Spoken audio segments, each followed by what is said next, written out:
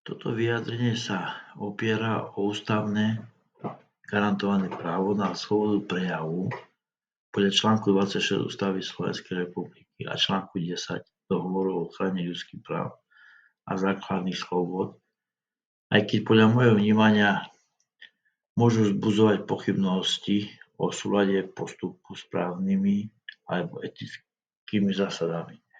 Úmyslom nie je poškodiť povesť žiadnej konkrétnej osoby ani právnického subjektu, ale poukázať na všeobecné otázky verejného záujmu. Cieľom tohto vyjadrenia je prispieť k diskusii vo veciach verejného záujmu. Nič iné. Každého, kto ma počúva, vyzývam, aby si svoj názor utvoril výhradne na základe overených a objektívnych informácií. Takýmito informáciami disponujem a môžem zodpovedne uvieť, že za celé obdobie šikány zo strany orgánov zodpovedných za zákonný postup verejných orgánov a úradov mám k dispozícii rozsiahly súbor dôkazov, stovky strán písomností uložených v 15 hrebeňových väzbách, ako aj zvukové záznamy z úradných konaní, ktoré obsahujú množstvo zavádzajúcich tvrdení a konštrukcií. Uplynulo už mnoho rokov od začiatku situácií, ktoré som subjektívne vnímal ako opakovaný a neprimeraný tlak zo strany starostu obce a osob s ním spriaznených. Rozhodol som sa preto urobiť stručné vyhlásenie, keďže sa ma viacerí občania opakovane pýtajú, aké okolnosti podľa môjho názoru stáli za týmito udalosťami. Prečo sa podľa môjho vnímania zásahy voči mne a mojej rodine opakujú dlhé obdobie a tiež prečo, podľa môjho názoru, niektoré iné záležitosti týkajúce sa chodu obce stagnujú, ako napríklad rekonštrukcia obecných komunikácií. Vzhľadom na rozsah a početnosť konaní, ktoré považujeme za zavádzajúce alebo sporné, sa im v tejto časti nebudem venovať detailne. A to aj z dôvodu, že si už neuchovávam v pamäti všetky presné údaje, ako sú datumy či čísla podaní. Pre názornú ukázku však uvádzam, že len za posledných 2,5 roka som adresoval príslušným orgánom viac ako 170 podaní zásielok, ktorých obsahom bolo preukazovanie podľa môjho názoru nezákonných konaní páchané organizovanou skupinou. Tieto konania vykazujú znaky systematického a dlhodobého šikanózneho postupu voči mojej osobe, ktorý pretrváva už 9 rokov a podľa môjho presvedčenia predstavuje sústavné porušovanie mojich základných práv garantovaných právnym poriadkom Slovenskej republiky. Chcem vám ukázať aspoň niečo. Pár dôkazov. 170 doručenkoch za 2,5 roka. Ďalší 350 už aj som vyhodil.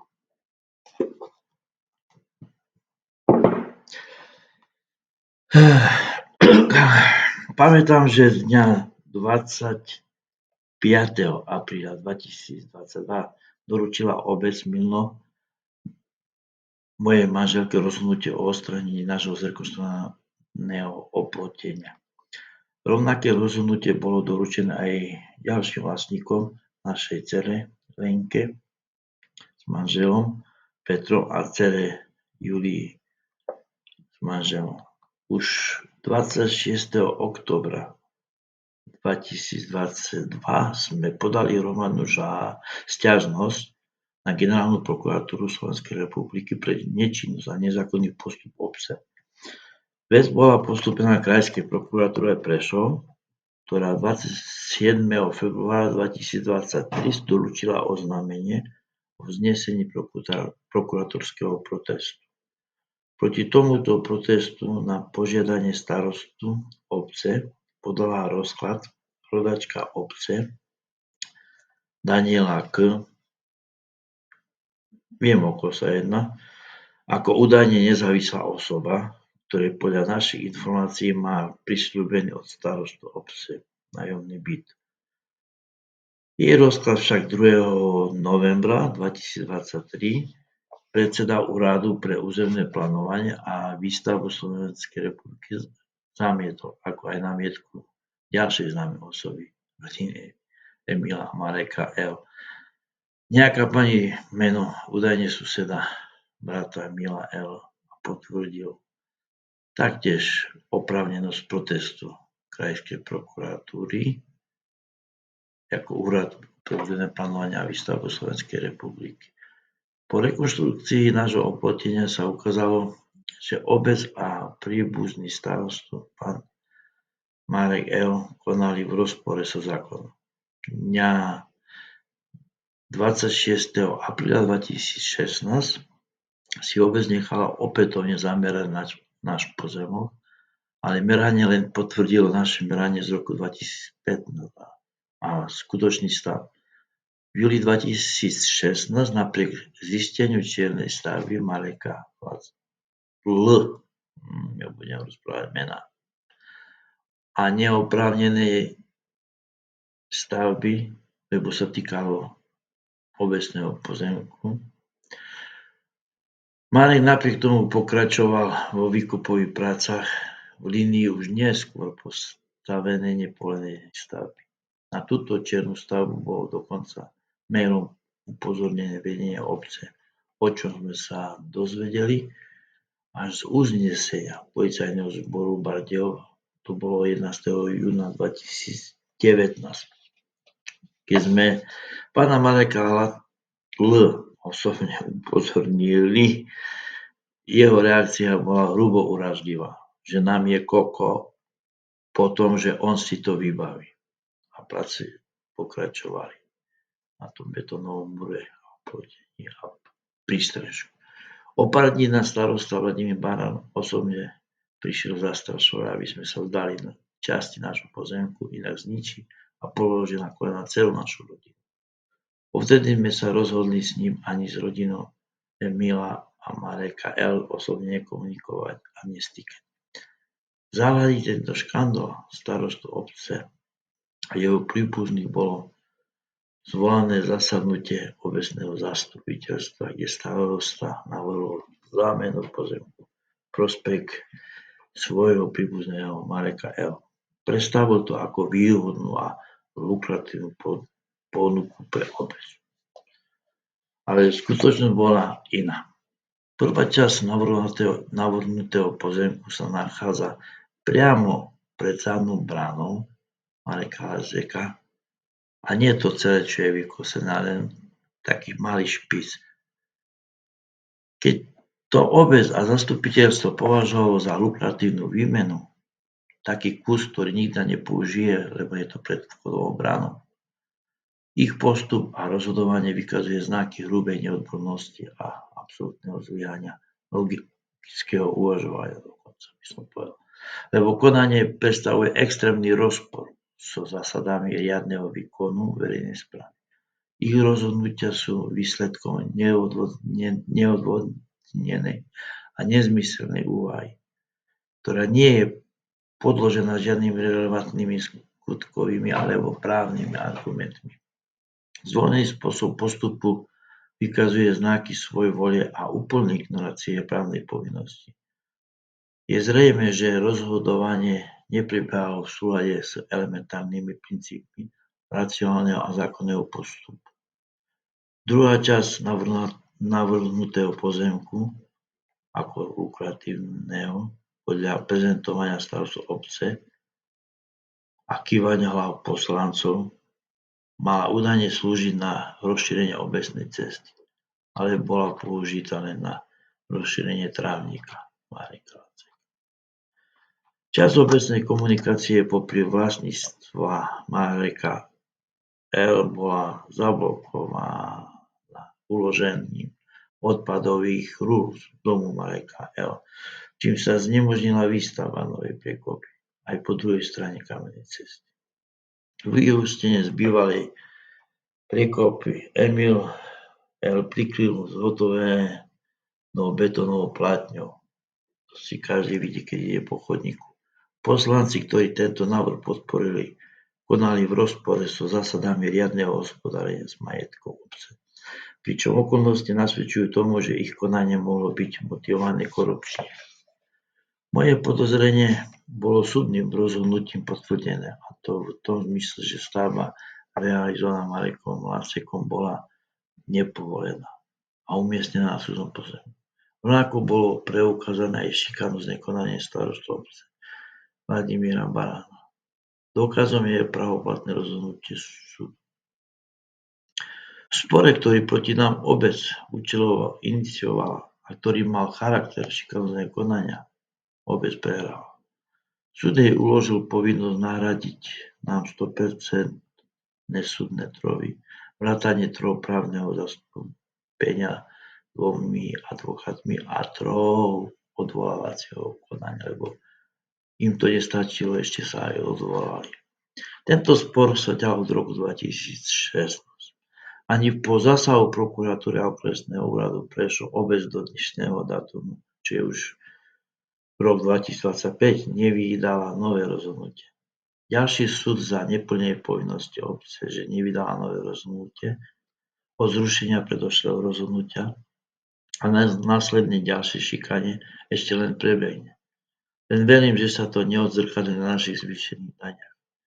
Pre rozmári starostu obca rodine Emila Mareka L.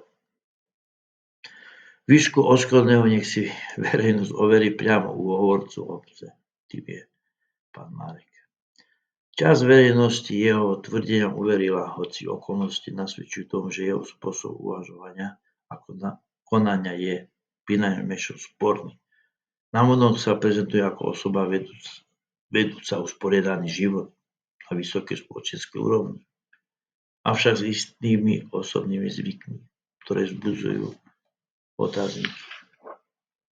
V súdnej žalobe obec odôvodňovala odstránenie nášho oplotenia, že sme údajne zahradili 4,5 metra z obecnej cesty. A to aj napriek 3 geometrickým meraniam, čo sme vykonali. Čo bolo absurdné zavázanie súdu. Ako potvrdil súd, obec podala šikanóznu žalobu. V skutočnosti, o ktorej verejnosť nebola informovaná ani cestou poslancov. Žaloba od obce bola podaná kvôli ozdobným kameňom, ktoré prečnievali spod oplotenia nášho o 6 a 11 cm. 2 kamene, jeden na jednej strane, druhý na druhej. A to smerom dokonca k nášmu dvoru, nie do kamennej cesty. Aj napriek tomu, že stavebný úrad na takýto zásah nemal zo zákona žiadnu pravomoc, ani dôvod sa ním zaoberať, obec mimo to vykonal. Lebo čo nie je spojené pevne so zemou. Stavebný úrad to nerieši ako stavba. Nemal by to riešiť ako stavba.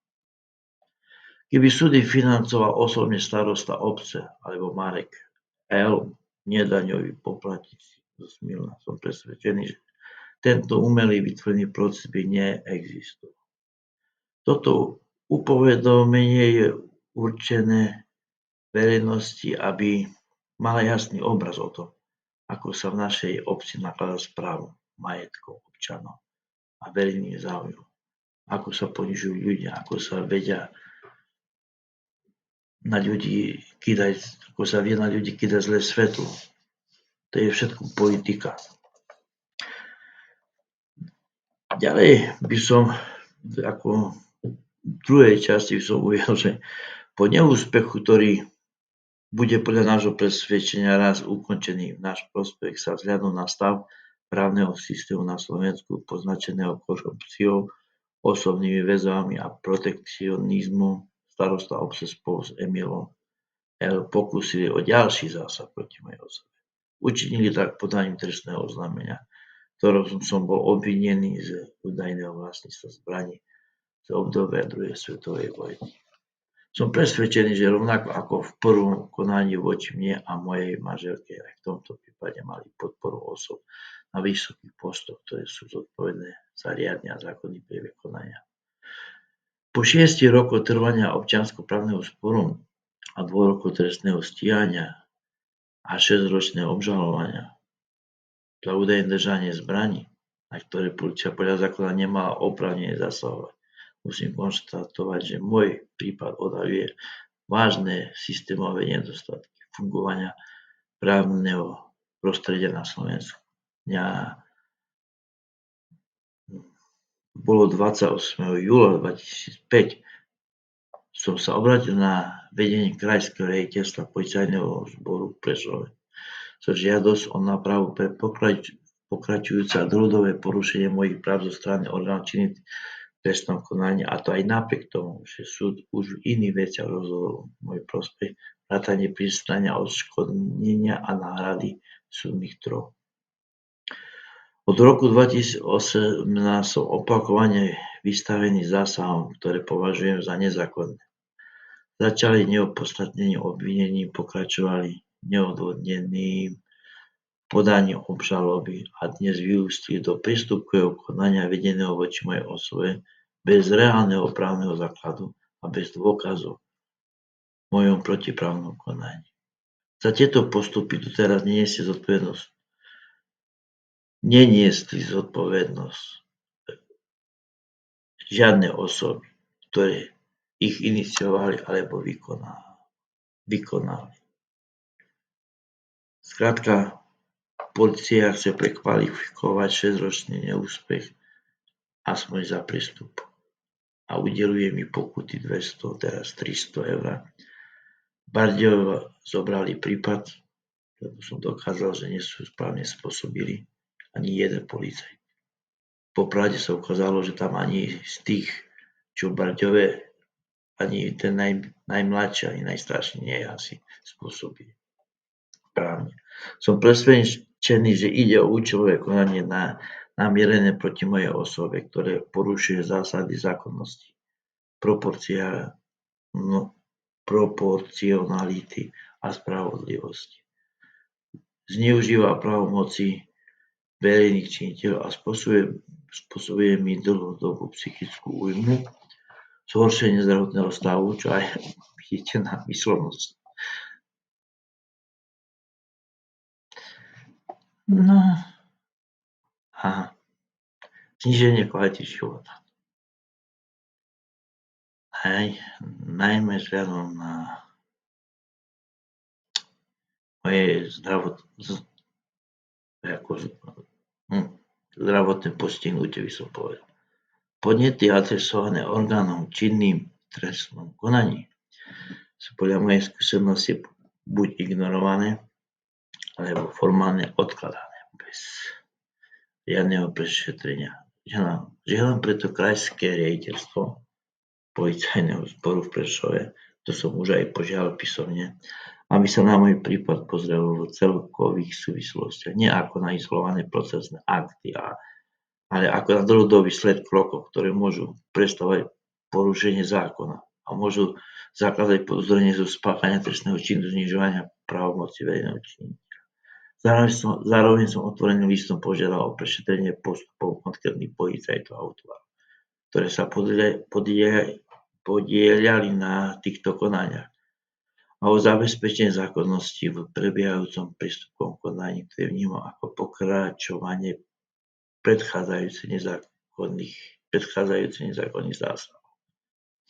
Ak nebude zabezpečená náprava na úrovni policajného zboru, budem nútený obrátiť sa na verejného ochrancu práv, generálnu prokuratúru, čo som sa obrácal viackrát, médiá, ktoré prípadne zoberú, lebo to je politická kauza. A v prípade potreby aj na medzinárodné ľudskoprávne inštitúcie. Osobitne poukazuje na skutočnosť, že aj napriek predchádzajúcemu priznaniu odškodnenia a náhrady trhov konania polícia opätovne začala nové konanie.